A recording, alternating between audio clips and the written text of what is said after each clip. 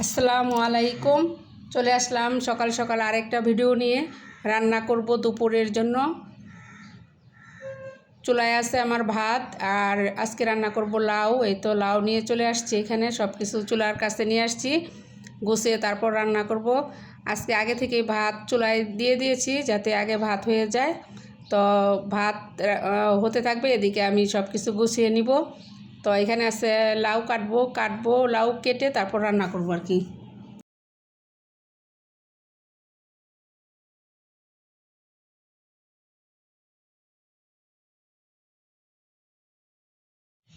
যারা এখনও আমার ভিডিওর পাশে আছেন, আমার ভিডিওটা কন্টিনিউ করছেন, তারা অবশ্যই একটা লাইক দিবেন। লাইক দিয়ে তারপর ভিডিওটা দেখা শুরু করবেন। আর এদিক থেকে এই তো দুপুরের খাবার আর কি সকাল সকালেই রান্না করে নিচ্ছি। তো শীতের রান্না, কিন্তু শীতের দিনে মাটির চুলায় রান্না করতে বেশ ভালোই লাগে লাকড়ি দিয়ে।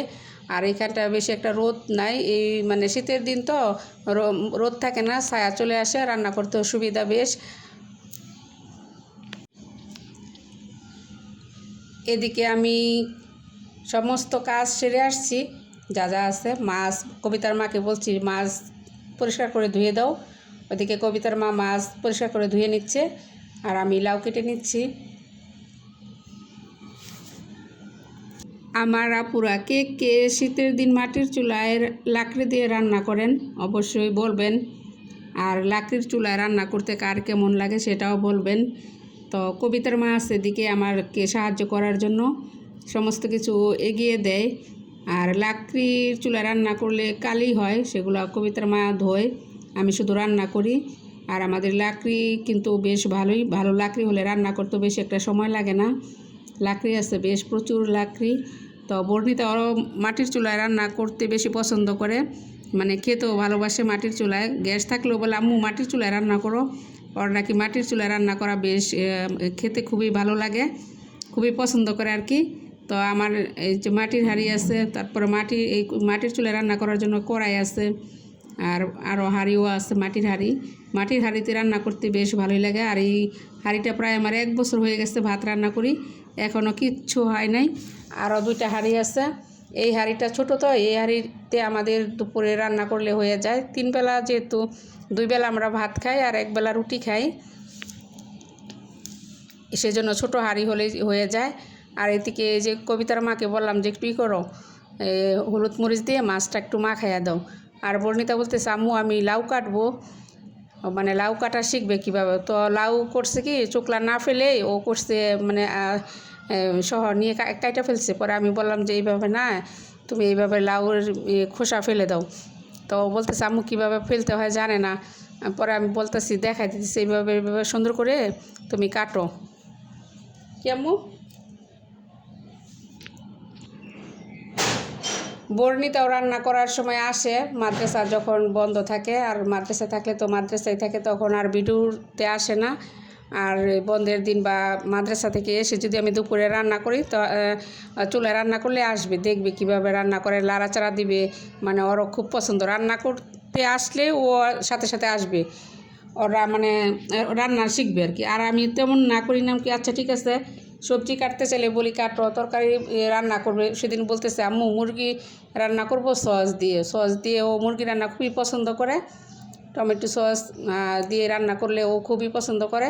তো সস বেশি করে দিলে ওর খুব ভালো লাগে। আর আমরা তো সস দিলে তো খেতে পারি না, একটু মিষ্টি মিষ্টি লাগে, তো ওর খুব পছন্দ। তো এই তো কবিতার মা সব কিছু এনে দিচ্ছে, সব কিছু এগিয়ে দিচ্ছে, আর আমি এদিক থেকে রান্না করতেছি। মাটির চুলায় রান্না করতে গেলে কিন্তু একজন সাহায্যকারী হলে খুবই ভালো হয়।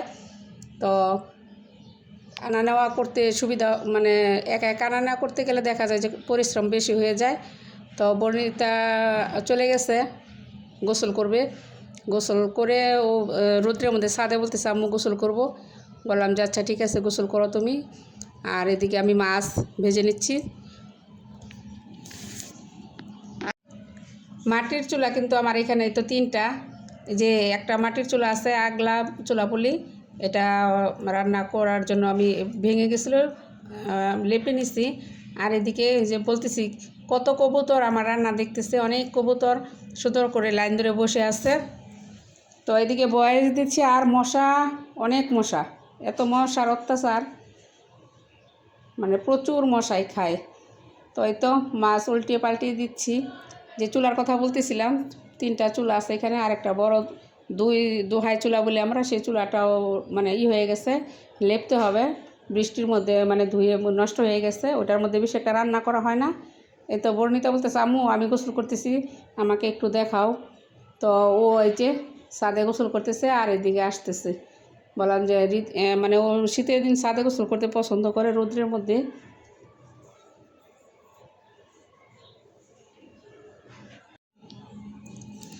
মাছ ভাজি হয়ে গেছে, বর্ণিতার জন্য মাছ কিছুটা ভুনা করছি, ও আবার লাউ খাবে না, তো ও মাছ ভুনা আর মুরগি হলে ওর খুব পছন্দের খাবার, সবজি খেতে চায় না। তো ওর জন্য 3 পিস মাছ ভুনা করে রাখছি আর আমাদের জন্য লাউ রান্না করতেছি।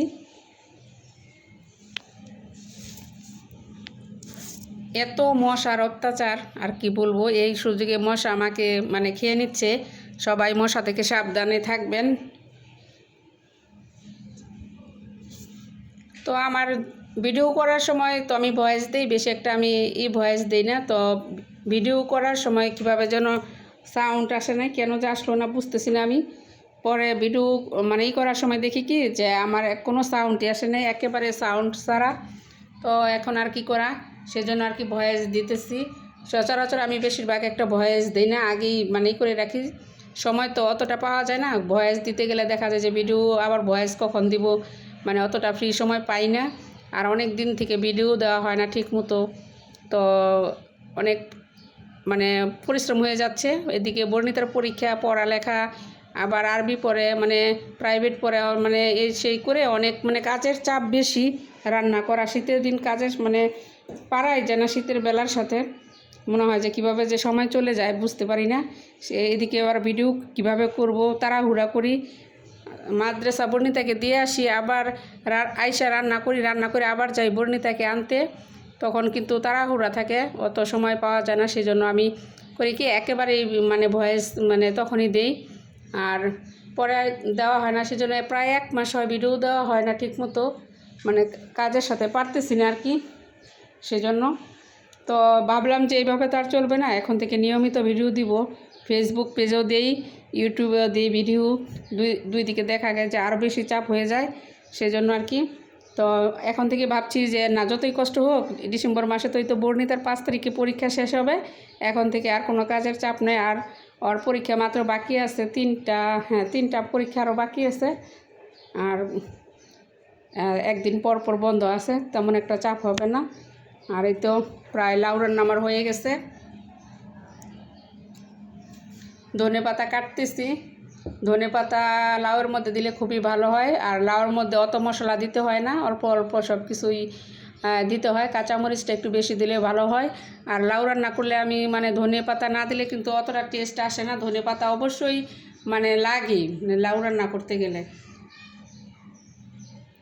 এই তো একেবারে হালকা মশলা দিয়েছি আমি, আর 1 পিস মাছ দিয়ে ভাজি মাছ আর কি, 1 পিস মাছ দিয়ে কিন্তু আমি লাউ ভেঙে চুড়ে রান্না করছি। এইভাবে রান্না করলে বেশি একটা টেস্টি লাগে। চিংড়ি মাছ, শোল মাছ এগুলো হলে তারও বেশি ভালো হয়। তো মাছ দিয়ে রান্না করতেছি আমি, যে মাছ ভেজে রাখছি সেই মাছ দিয়ে, বড় মাছ। তো এই তো আজকে আমার ব্লগ ভিডিও কেমন হয়েছে অবশ্যই সবাই কমেন্ট করবেন, দেখবেন, আমার পাশে থাকবেন, লাইক দিবেন।